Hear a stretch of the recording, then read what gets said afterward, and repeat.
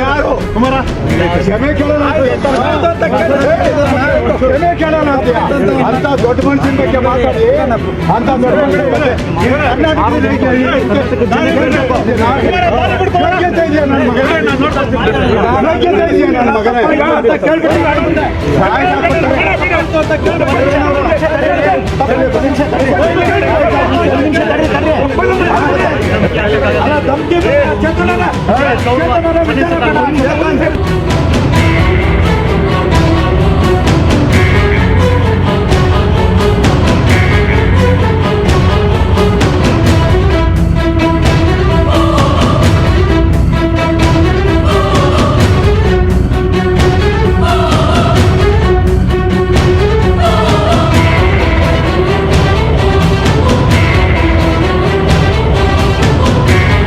ರಾಜ್ಕುಮಾರ್ ಅವರ ಪ್ರಶ್ನೆ ಬರಲ್ಲ ಇಲ್ಲಿ.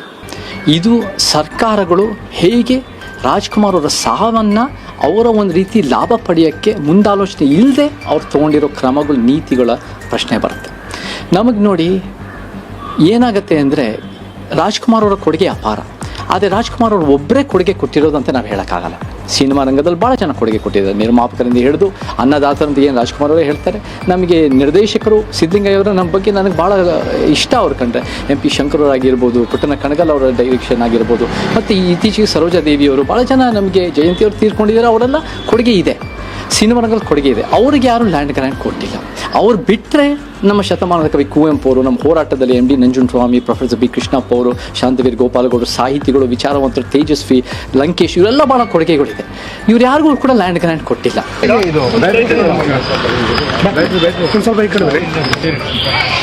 ನಿನ್ನೆ ರಾಜ್ಕುಮಾರ್ ಅವರ 98ನೇ ಜಯಂತ್ಯೋತ್ಸವವನ್ನು ನಾವೆಲ್ಲ ಸಂಭ್ರಮದಿಂದ ಆಚರಣೆ ಮಾಡಿ, ಅರ್ಥಪೂರ್ಣವಾಗಿ ಆಚರಣೆ ಮಾಡಿ, ಅದರ ಜೊತೆಗೆ ಸರ್ಕಾರ ಕೇವಲ ಅಭಿಮಾನಿಗಳೇ ಅಲ್ಲ, ಸರ್ಕಾರ ರಾಜ್ಕುಮಾರ್ ಅವರ ಒಂದು ಪುಣ್ಯ ಸ್ಮರಣೆಯನ್ನು ಮಾಡಿಕೊಂಡು ಜಯಂತ್ಯೋತ್ಸವವನ್ನು ಆಚರಣೆ ಮಾಡಿದ್ದಾರೆ. ಆದರೆ ನಿನ್ನೆ ಈ ಚೇತನ್ ಅನ್ನೋರು ಒಬ್ಬ ವ್ಯಕ್ತಿ ರಾಜ್ಕುಮಾರ್ ಅವರಿಗೆ ಅವರ ಸಮಾಧಿ, ಅಂದರೆ ನಾವು ಯಾರು ಕೂಡ ಅದು ಸಮಾಧಿ ಅನ್ನಲ್ಲ, ಪುಣ್ಯ ಸ್ಮರಣೆ ಅಂತ ಪುಣ್ಯ ಭೂಮಿ, ಆ ಪುಣ್ಯ ಭೂಮಿಯನ್ನು ಆಗಿನ ಮುಖ್ಯಮಂತ್ರಿ ಕುಮಾರಸ್ವಾಮಿ ಅವರು ಕೊಟ್ಟಂಥ ಜಾಗದಲ್ಲಿ ಅವರ ಸ್ಮಾರಕವನ್ನು ಮಾಡಿದರೆ, ಯಾಕೆ ಕೊಟ್ಟಿದ್ದಾರೆ 2.5 ಎಕರೆ ಜಾಗನ ಸಾರ್ವಜನಿಕರಿಗೆ ಉಪಯೋಗ ಆಗಬೇಕು ಅಂತ ಹೇಳ್ಬಿಟ್ಟು ಹೇಳಿಕೆಯನ್ನು ಕೊಟ್ಟು ಇಡೀ ಕರ್ನಾಟಕದ ಕನ್ನಡಿಗರಿಗೆ ಅವಮಾನ ಮಾಡಿದ್ದಾನೆ. ಕುಟುಂಬ ಯಾವತ್ತೂ ಕೂಡ ನಮಗೆ ಸ್ಮಾರಕ ಕಟ್ಟೋದಕ್ಕೆ ಜಾಗ ಬೇಕು ಅಂತ ಕೇಳಿಲ್ಲ, ಯಾರೂ ಕೇಳಿಲ್ಲ. ಸಾರ್ವಜನಿಕರ ಸ್ವತ್ತು ರಾಜ್ಕುಮಾರ್ ಅವರು. ಹಾಗಾಗಿ ನಾವು ಕೇಳಿದ್ದು ರಾಜ್ಕುಮಾರ್ ಅವರ ಪುಣ್ಯ ಭೂಮಿ ಇಲ್ಲಿರಬೇಕು ಅಂತ ಹೇಳ್ಬಿಟ್ಟು ಅದನ್ನು ಮಾಡಿಕೊಟ್ಟಿದ್ದಾರೆ.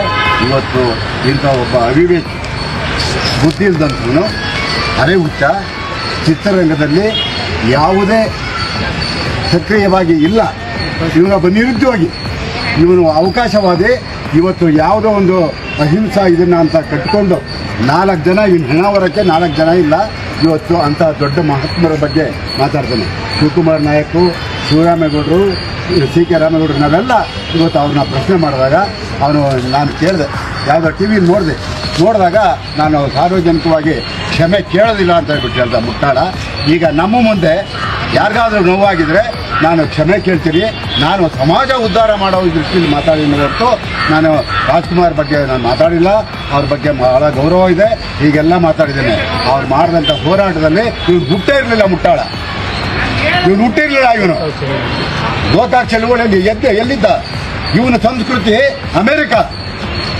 ಇವ್ರ ತಂದೆ ತಾಯಿ ಕಲ್ಸ್ಕೊಟ್ಟಿದ್ದಾರೆ ಸಂಸ್ಕೃತಿನ, ಇವನಿಗೆ ಸಂಸ್ಕೃತಿ ಕಲ್ಸ್ಕೊಟ್ಟಿದ್ದಾರೆ. ದೊಡ್ಡವರು ಚಿಕ್ಕವರು ಅನ್ನೋ ಸಂಸ್ಕೃತಿ ಕಟ್ಕೊಟ್ಟಿದ್ದಾರೆ. ನಾಳೆ ದಿವಸ ಇವನು ಬಿಟ್ಟರೆ ಮಹಾತ್ಮ ಗಾಂಧಿ ಬಗ್ಗೆನೂ ಮಾತಾಡ್ತಾನೆ. ಸ್ವಾತಂತ್ರ್ಯ ತಂದುಕೊಟ್ರಲ್ಲ ಪುಣ್ಯಾತ್ಮ, ಅವನ ಬಗ್ಗೆನೂ ಮಾತಾಡ್ತಾನೆ. ಇಲ್ಲಿಗೆ ಕಡಿವಾಣ ಹಾಕಬೇಕು. ಇನ್ನು ಮುಂದೆ ನಾನು ಸರ್ಕಾರದಲ್ಲಿ ಮನವಿ ಮಾಡ್ಕೊಳ್ತೀನಿ, ಇನ್ನೊಂದು ಸಾರಿ ಇವನೇನಾದರೂ ಈ ಥರ ಕುಹಕ ಬುದ್ಧಿಯಲ್ಲಿ ಬೇರೆಯವ್ರ ಬಗ್ಗೆ ಮಾತನಾಡಿದ್ರೆ ಇವನನ್ನು ಗಡೀಪಾರು ಮಾಡಬೇಕು ಅಂತ ಹೇಳ್ಬಿಟ್ಟು ಸರ್ಕಾರವನ್ನು ಒತ್ತಾಯ ಮಾಡ್ತಾ ಇದ್ದೀನಿ.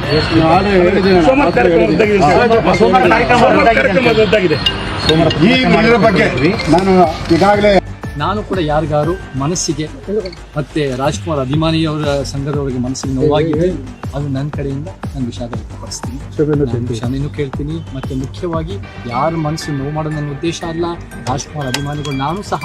ಆದರೆ ಮುಖ್ಯವಾಗಿ ನಮ್ಮ ಸಮಾಜದ ಜಾಗೃತಿ ಆಗಬೇಕು, ಒಂದು ಉತ್ತಮ ಪ್ರಜಾಪ್ರಭುತ್ವ ಕಟ್ಟಬೇಕು, ರಾಜ್ಕುಮಾರ್ ಅವರು ಕಂಡ ಕನಸಿನ ಚಿತ್ರರಂಗ ನಾವು ಕೂಡ ಕಟ್ಟಬೇಕು, ಅದು ನಮ್ಮ ಉದ್ದೇಶ. ನಾನು ಕೂಡ ಯಾರಿಗಾರು ಮನಸ್ಸಿಗೆ ಮತ್ತೆ ರಾಜ್ಕುಮಾರ್ ಅಭಿಮಾನಿಯವರ ಸಂಘದವರಿಗೆ ಮನಸ್ಸಿಗೆ ನೋವಾಗಿದೆ, ಅದು ನನ್ನ ಕಡೆಯಿಂದ ನಾನು ವಿಷಾದ ವ್ಯಕ್ತಪಡಿಸ್ತೀನಿ, ಕ್ಷಮೆನೂ ಕೇಳ್ತೀನಿ. ಮತ್ತೆ ಮುಖ್ಯವಾಗಿ ಯಾರ ಮನಸ್ಸು ನೋವು ಮಾಡೋದು ನನ್ನ ಉದ್ದೇಶ ಅಲ್ಲ, ರಾಜ್ಕುಮಾರ್ ಅಭಿಮಾನಿಗಳು ನಾನು ಸಹ. ಆದರೆ ಮುಖ್ಯವಾಗಿ ನಮ್ಮ ಸಮಾಜದ ಜಾಗೃತಿ ಆಗಬೇಕು, ಒಂದು ಉತ್ತಮ ಪ್ರಜಾಪ್ರಭುತ್ವ ಕಟ್ಟಬೇಕು, ರಾಜ್ಕುಮಾರ್ ಅವರು ಕಂಡ ಕನಸಿನ ಚಿತ್ರರಂಗ ನಾವು ಕೂಡ ಕಟ್ಟಬೇಕು, ಅದು ನಮ್ಮ ಉದ್ದೇಶ.